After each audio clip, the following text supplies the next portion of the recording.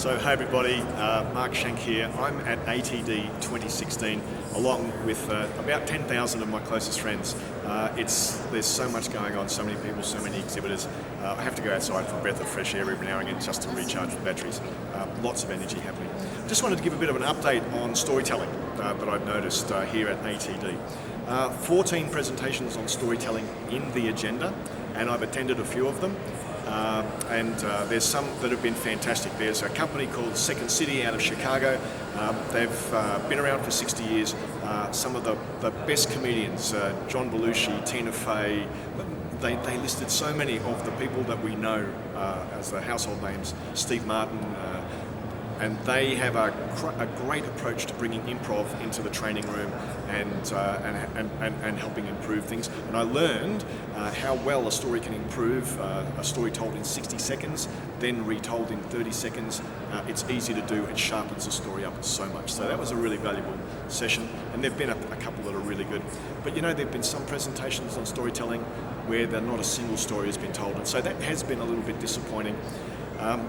But for me, the highlight that I want to talk about have been the two keynote speakers.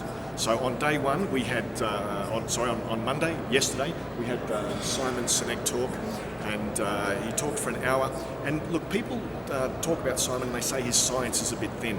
But you know, I was talking to somebody who knows him, and he openly admits that, you know, the scientific, like his science, his background in science and research is a bit thin. But what he does what he's proud of is his ability to speak a language that we all understand, and to really make all of this really powerful research available to us. So, and the language he uses is very simple, very storified.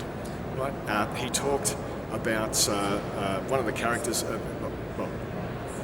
Last night, I went and I asked a whole bunch of people at International Reception what they remembered of Simon's talk, and everybody remembered the story of Noah, the barista at the Four Seasons in Las Vegas, who also works at Caesar's Palace.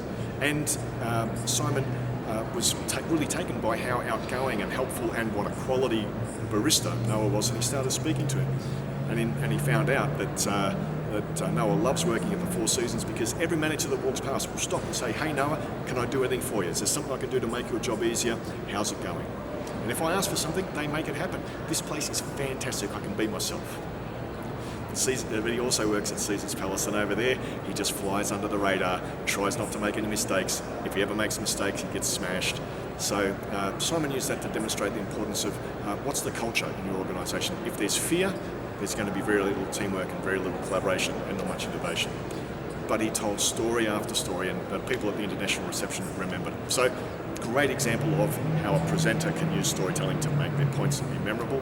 And then this morning, Brene Brown, Brene explicitly talked about story because her world is around vulnerability, courage, leadership, bravery, that sort of thing. And how stories are, emotion is the driver of behaviour, and stories are the vehicle. We're wired for stories.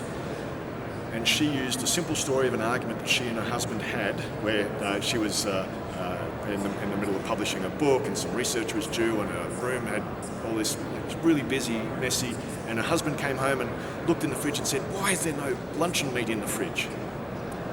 And she used that story as the framework that she built her presentation off, and she used story after story. And it was a fantastic example of how an incredibly compelling presentation can be built on simple moments. So that's been some real highlights for me. Storytelling is very high on the agenda. Some people are doing it, some people aren't, and I really want you to be the people you are telling stories. That's how you get better at storytelling. So with that, I'm going to sign off from ATD 2016. See you at ATD 2017.